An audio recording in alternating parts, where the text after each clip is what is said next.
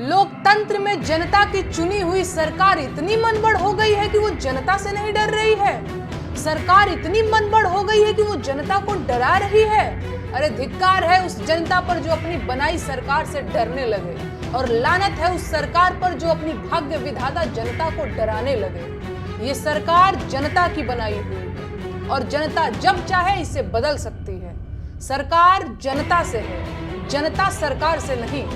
और अगर देश की सरकार देश की जनता से नहीं डर रही है तो इसका सीधा मतलब है कि ये सरकार बनाने का काम जनता कर ही नहीं रही। तो सरकार फिर कौन बनाएगा?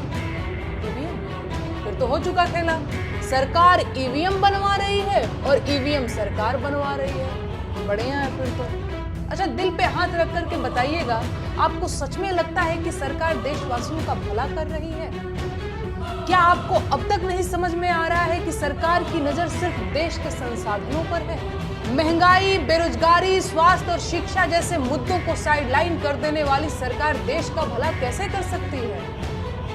कुछ अंधभक्त और जाहिल किस्म के लोग मुझसे सवाल पूछ रहे हैं कि मैं होती कौन हूं प्रधानमंत्री से सवाल पूछने वाली? मेरी औकात क्या है? हैसियत क्या है मेरी? गजब सवाल है। अब क्या देश के प्रधानमंत्री से सवाल पूछने के लिए पहले मुझे प्रधानमंत्री बनना पड़ेगा? आप शायद भूल गए होंगे, लेकिन आपकी जेब में पड़ा एक कागज का टुकड़ा आपको ताकत देता है कि आप पूरे अधिकार के साथ देश के प्रधानमंत्री से सवाल पूछ सकते हैं। अपनी सोच जो दिमाग को जगाइए।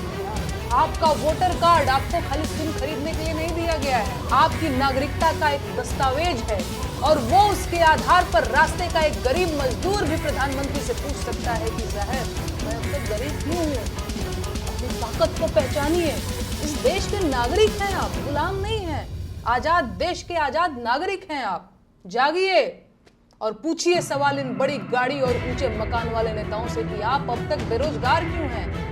पूछिए सवाल इन महंगे सूट और मोटी खाल वाले नेताओं से कि देश की 80 करोड़ जनता सरकारी भीख पर क्यों जिंदा है? अपने जिंदा होने का सबूत दीजिए, सवाल पूछिए और अपना हक लीजिए।